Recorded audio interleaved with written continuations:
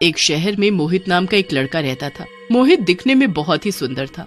वो एक बड़ी कंपनी में काम करता था और ठीक ठाक कमा लेता था। मोहित की ख्वाहिश थी कि उसकी शादी किसी अमीर लड़की से हो और वो करोड़पति बन जाए। एक दिन मोहित की मुलाकात एक लड़की से होती है। उसका नाम मीना होता है और वो बड़ी ही अमीर होती है। मीना एक बहुत बड़े घर में अकेली रहती है और करोड़ों की मालकिन होती है। उसके माँ बाप सालों पहले ही मर चुके होते हैं और उसका कोई भाई बहन भी नहीं होता। मोहित बस फिर उस लड़की के पीछे पड़ जाता है और उसे शादी के लिए पूछता है। मीना शादी के लिए हाँ कर देती है, पर उसकी एक शर्त होती है। मैं शादी के लिए राजी हूँ, बस तुमको मेरे साथ मेरे घर में रहना होगा। पर मेरे माँ बाप इसके लिए नहीं मानेंगे। ठीक है, फिर तुम कोई और लड़की देख लो। मैं तुम्हारे साथ तुम्हारे घर में रहने को तैयार हूँ। मोहित सारी बात अपने माँ बाप को जाकर बताता है तो वो इस शादी के लिए नहीं मानते। पता नहीं कौन क्या लड़की है, तू इन चक्करों में मत पड़ और हमारे पास जितना है उसमें हम खुश हैं। मोहित की माँ बड़ा गुस्सा होती है, पर मोहित लालच में इतना पागल हो रहा होता है कि उसे कोई फर्क ही नहीं पड़ता। वो जिद करके ये शादी कर ही लेता है और अपने माँ बाप को छोड़कर मीना के साथ उसके घर में रहने आ जाता है। मोहित का उस घर में पहला दिन होता है। वो काफी अजीब पर काफी खुश भी महसूस कर रहा होता है। पहले तो वो अच्छे से पूरा घर और गाड़ियां और एक एक चीज देखता है। उसके बाद वो अपने कमरे में जाता है जहां मीना दुल्हन के जोड़े में उसका इंतजार कर रही होती है। मोहित उसके पास जाकर बैठता है और उसका घूंघट उठाता है। घूंघट उठाते ही मोहित जोर से चिल्लाता है। दरअसल घूंघट में वो एक भयानक शक्ल की चुड़ैल को देख लेता है। चुड़ैल! मेरी मीना कहाँ है? कहाँ है मीना? मैं ही तो मीना हूँ। क्या तुमने मुझे पहचाना नहीं? देखो, ध्यान से देखो। मेरे पास आओ, आओ पास आकर देखो।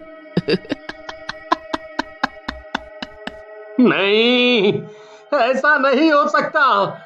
मैं ये कहाँ फंस गया? मैं यहाँ से जा रहा हूँ। जा रहे हो? कहाँ जा रहे हो? अब तुम मेरी मर्जी के बिना यहाँ से एक कदम भी बाहर नहीं रख सकते। अब तुम मेरे नौकर हो नौकर। अब मैं तुमसे जो बोलूंगी तुमको वही करना पड़ेगा। नहीं नहीं नहीं, ऐसा नहीं हो सकता। मुझे अपने माँ बाबूजी के पास जाना है। अब तो तू उनको भूल जा। अब तू कभी इस जन्म में तो उनसे नहीं मिल पाएगा।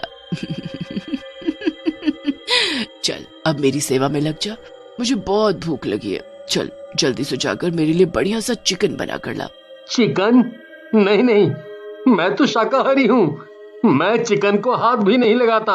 अच्छा, फिर तो और मजा आएगा।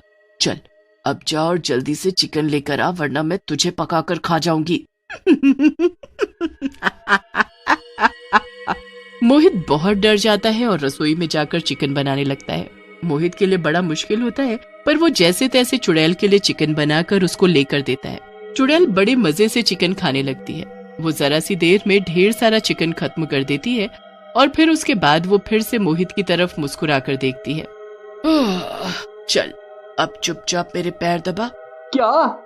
समझ नहीं आया क्या मैंने क्या बोला? हाँ, अभी दबाता हूँ। मोहित चुड़ैल के पैर दबाने लगता है। चुड़ैल बड़े मजे से सो जाती है। अब मोहित सोचने लगता है कि ये वहाँ से भागने का बढ़िया मौका है। वो जल्दी से खड़ा होता है और धीरे से उस कमरे से निकल जाता है। फिर वो भागता हुआ मेन गेट तक पहुँच जाता है। मोहित जल्दी से कुंडी खोलता है और दरवाजा खोलकर भागने ही लगता है कि चुड़ैल उसके सामने आ खड़ी होती है। मुझसे बचकर भाग रहा था? तुझे क्या लगा मुझे पता नहीं चलेगा? लगता है तू भूल गया है कि मैं एक चुड़ैल हूँ। तेरी पल पल की खबर मुझे है, इसलिए कुछ भी करने से पहले 100 बार सोच लेना, समझा? वरना अपनी जान से हाथ धो बैठेगा। मुझसे गलती हो गई, अब मैं ऐसा नहीं करूँगा। मुझे माफ कर दो। जल्दी समझ गया, ये तेरे लिए अच्छा है। उसके बाद मोहित घर के अंदर वापस चला जाता है और एक कोने में बैठे बैठे सो जाता है। अगली सुबह जब मोहित सो ही रहा होता है तो चुड़ैल उसके मुंह पर एक बाल्टी पानी फेंक कर मारती है। कौन है? कौन है? अभी तक सोया पड़ा है, जल्दी उठ और काम पर लग जा। पूरे घर की सफाई कर और सारे बगीचे को भी अच्छे से साफ कर दियो, पर उससे पहले मुझे बढ़िया सा नाश्ता चाहिए, समझा?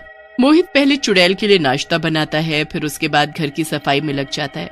पूरा दिन घर के काम करके मोहित का बुरा हाल हो जाता है। उसे बहुत भूख भी लगी होती है, इसीलिए वो रसोई में जाकर कुछ खाने लगता है। तभी चुड़ैल वहाँ पर आकर खड़ी हो जाती है और उसके हाथ से खाना छीन लेती है। पहले जाकर मेरे सारे कपड़े धो, फिर खाने के बारे में सोचना।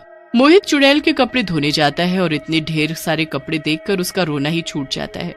इतने सारे कपड़े, हे भगवान, मैं ये कैसे धोऊंगा?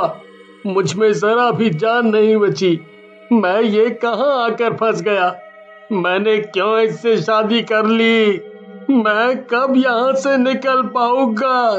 कब यहाँ से निकल पाऊंगा? मोहित बहुत रोता है और रोते रोते कपड़े धोने लगता है। पूरे दिन काम करने के बाद मोहित को खाना नसीब होता है।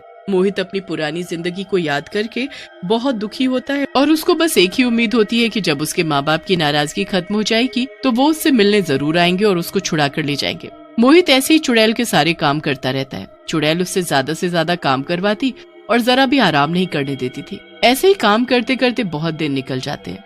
एक दिन मोहित के पिताजी मोहित को फोन करते हैं, पर मोहित का फोन चुड़ैल के पास होता है और वो मोहित की आवाज में बात करने लगती है।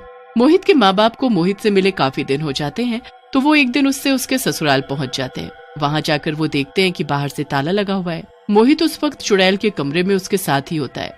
वो बहुत ही बेचैन होने लगता है कि उनको कैसे बताए कि वो यहीं अंदर कैद है। अजी, यहाँ तो ताला लगा है, आखिर ये मोहित है कहाँ? जरा उसे फोन तो लगाओ। मोहित के पिताजी उसे फोन लगाते हैं तो चुड़ैल मोहित की आवाज में बात करने लगती है। अरे बेटा, हम तेरे ससुराल तुझसे मिलने आए थे। यहाँ तो ताला लगा है, तू कहाँ है? अरे, हम सब कहीं बाहर घूमने आए हुए थे। हमें आने में कुछ दिन लग जाएंगे। आप वापस घर चले जाओ। मोहित ये सब देखकर बड़ा बेबस महसूस कर रहा था। उसे समझ नहीं आ रहा था कि कैसे अपने माँ बाप को बताए कि वो वहीं है। फिर उसे एक तरकीब सूझती है। वो सफाई करते करते एक पेन, डायरी और किताब नीचे बेड के पास गिरा देता है और पैर से उसे अंदर घुसा देता है। ये क्या कर रहे हो? ठीक से काम करो। मोहित बेड के नीचे घुस जाता है और फटाफट पेपर पर लिख देता है कि उसकी शादी मीना से नहीं बल्कि चुड़ैल से हुई है और उसने उसे घर में कैद किया हुआ है। कितनी देर हो गई? क्या अभी तक सामान नहीं निकला? हाँ, बस निकल गया। मोहित जल्दी से उस पेपर को मुंह में रख लेता है और पेन, डायरी अपनी जगह रख देता है। उसके बाद वो खिड़की साफ करने लगता है और जैसे ही चुड़ैल का ध्यान कहीं और होता है और मुंह से पेपर निकालकर उसे नीचे अपने माँ बाप के पास फेंक देता है। अरे, ये क्या कूड़ा है? किसने फेंका है? इसमें शायद कुछ है। मोहित की माँ उस कागज को उठाती है। उसे पढ़कर उसके होश उड़ जाते हैं। मोहित के पिता जब उसे पढ़ते हैं तो वो भी घबरा जाते हैं। चलो जल्दी चलकर किसी से मदद मांगते हैं। मोहित के माँ बाप जल्दी से एक पंडित के पास जाते हैं और उनको सारी बात बताते हैं। मतलब तुम्हारे बेटे ने एक चुड़ैल से शादी कर ली है। वो चुड़ैल तुम्हारे बेटे की अब पत्नी है। उससे पीछा छुड़ाना आसान नहीं है। आप कुछ करके उसे बचा लो पंडित जी, हम आपका एहसान कभी नहीं भूलेंगे। तो एक काम करो, ये लो लड्डू और इससे कैसे भी करके अपने बेटे तक पहुंचा दो। ये लड्डू तुम्हारे बेटे को उस चुड़ैल को रात 12 बजे खिलाना होगा। वो लड्डू लेकर वो लोग वहाँ से चले जाते हैं। फिर एक कागज पर सब लिखकर उसमें वो लड्डू रखकर वो घर के बाहर खड़े हो जाते हैं। फिर वो दोबारा मोहित के नंबर पर फोन करते हैं। कैसे हो बेटा? तुम आ गए क्या वापस घूमकर? अरे, इतनी जल्दी कैसे आ जाऊंगा? मैंने बताया तो, काफी दिन लगेंगे। मोहित समझ जाता है कि उसके माँ बाप घर के बाहर है। मोहित के पिताजी चुड़ैल को बातों में लगाए रखते हैं और मोहित जल्दी से खिड़की पर जाकर देखता है। मोहित की माँ जल्दी से कागज में लिपटा लड्डू उसके पास फेंकती है, जो मोहित पकड़ लेता है। वो कागज पर लिखा हुआ सब पढ़ लेता है और वैसा ही करता है। रात के 12 बजे वो लड्डू लेकर चुड़ैल के पास जाता है। आज मेरा जन्मदिन है, मैंने लड्डू बनाए हैं। अगर तुम ये खाओगी तो मुझे बहुत खुशी होगी। लड्डू? अरे वाह! चुड़ैल बड़े मजे से लड्डू खाती है और उसका दम घुटने लगता है। उसके हाथ पैर काम करना बंद कर देते हैं। ये तूने मुझे क्या खिला दिया? क्या मिलाया था इसमें? चुड़ैल चीखती चिल्लाती रह जाती है और तड़प तड़प कर जमीन में गिर जाती है। उसके बाद वो वहाँ से गायब हो जाती है। मोहित जल्दी से नीचे भागता है और दरवाजा खोलकर अपने माँ बाप के गले लगकर खूब रोता है। मैंने तुझे कितना समझाया था, मत पड़ ऐसी लड़की के चक्कर पे जिसे तू जानता तक नहीं, और ऊपर से तेरा लालच। कहते हैं ना, लालच बुरी बला है। शायद आज तुझे समझ आ गया होगा। हाँ माँ, बहुत अच्छे से। उसके बाद वो सब घर चले जाते हैं और मोहित फिर एक बहुत ही गरीब लड़की से शादी कर लेता है और सब हंसी खुशी साथ में रहते हैं।